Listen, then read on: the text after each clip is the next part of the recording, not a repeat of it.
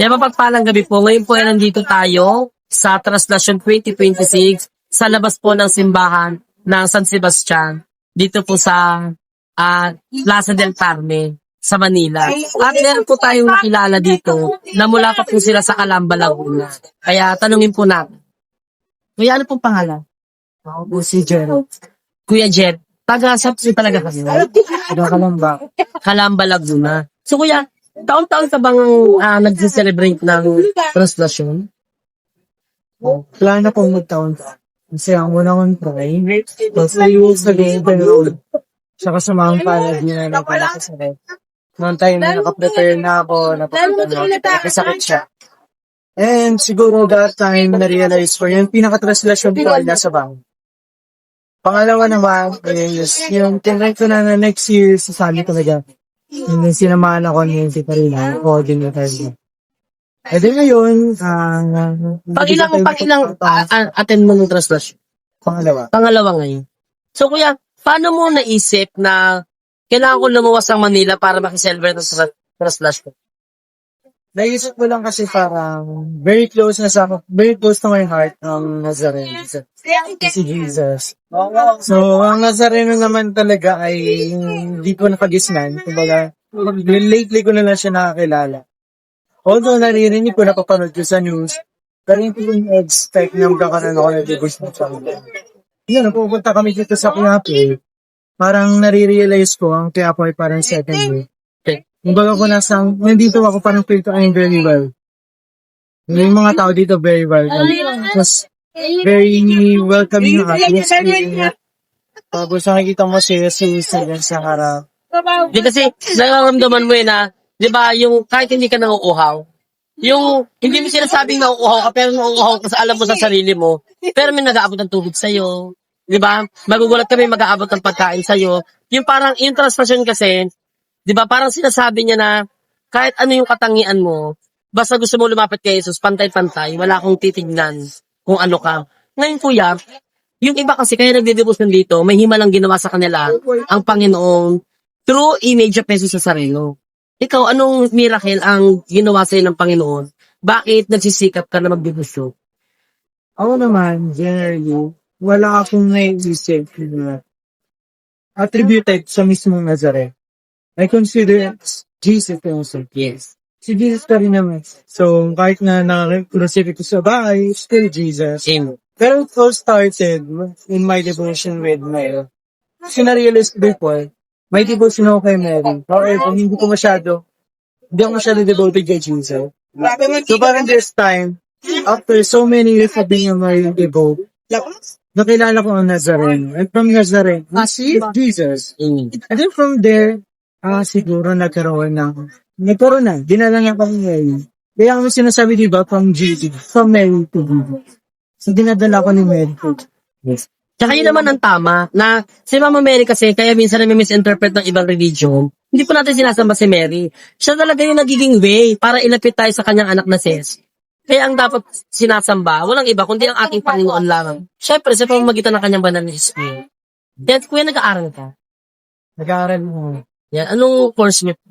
Ako tapos sa bachelor's. I'm currently taking up on a master's clinical psychology. Wow, congratulations. Kuya, anong dream mo sa buhay mo? Ipagpatuloy yung profession mo? O may iba kang gustong tahakin sa mundo? Gusto ko ipagpatuloy yung profession. Being psychologist in the future. And then, tulad nga na nabanggit ko nila, ako masok sa nila. Wow, simula. And then, from there, pwede ko magamit yung profession para makakontribute sa seminary, sa information ng tao. So, most of the time kasi nare-realize ko yung mga leaders, yung mga pare, they give very, they give most of the time abstract ideas. Although wala nang mali doon, yes, okay. Pero I'm trying to make something out. So, gusto ko lang parang medyo concrete na naging and then science. Basta parang mas relatable siya sa so yung profession ko yung consider as something that will be very valuable for me. Kaya, ikaw dumaan ka rin ba sa pagsubok sa kuya? Like, ano yung pinakamabigat na pwede mong i-share sa amin na parang kailangan mo talagang kumapit lalo sa Panginoon? Siguro yung kwento na lang ng buhay ko. Na yung lumaki ako sa pamilya nga, hindi natin ikakasundo. Lalo na yung kapatid ko. Lagi kami nag-ahawat. Ilan po kayo magkapatid? Dalawang. So, hindi kami nagkakasundo ng kapatid ko eh.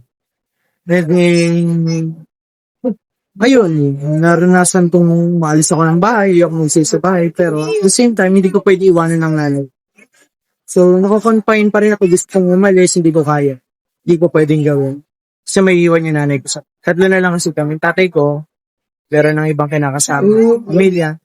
So, parang kailangan iwanan ko yung nanay ko. Wala ko pwede iwanan. Kasi, kung may nangaaway sa aming dalawa, Ikaw yung magtatago. ako yung magtatanong. So, parang nagiging kasi ako na So, dalawa lang kayo, ikaw ang bunso. So, dahil yung father mo may ibang pamilya, lumalabas, yung dapat ginagampanan ng papa mo, ikaw yung umaako sa kasalukuyan para lang sa mama mo na hindi siya pwedeng maiwan. At syempre, mahal na mahal na yun.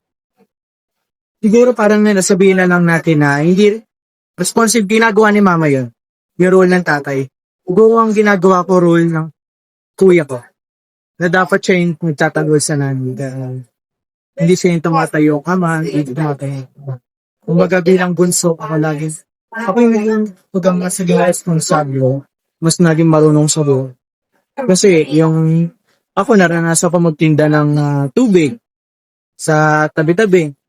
Then, kahit mataas ang ranggo ng magulang ko, ginagawa ko pa rin. Si nanay ko ay, hindi ko nasabihin ko ng profession niya, pero medyo mataas ang ranggo niya.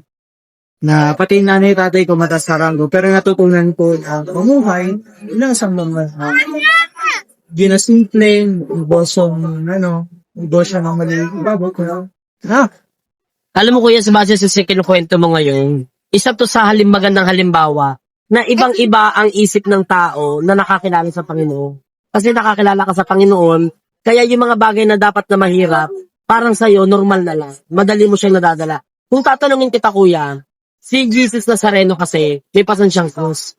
Kung iyahalin tulad mo siya sa buhay mo, ano yung krus mo na ngayon na sinasabi mo na tinutulungan ka ng Diyos sa pagpasan mo ng krus na eh?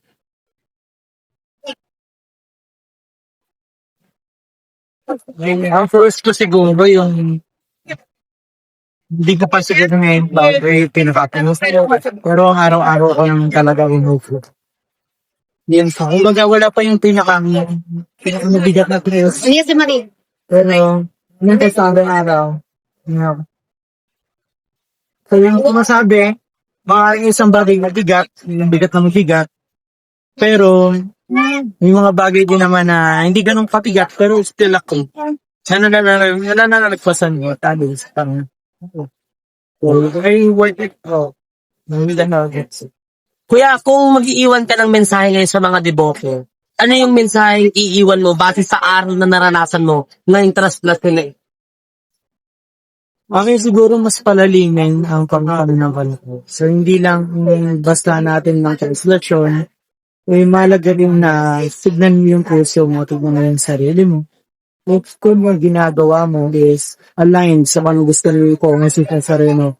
Kaya nga sinasabi nga ang Pilipinas, one of the most religious countries. If not the most religious country. Pero, bakit nabibilang lang ang mga nakikilalang standard? Kaya yung maraming may sibang gabi, kaya yung maraming na, yung bakit ang upon, bakit marami pa rin naniniwala sa mga politikong barang din? Bakit marami pa rin naniniwala sa mga pamagat ng telehiya, mga nakabago ng telehiya. So, yung mga nagiging balakid.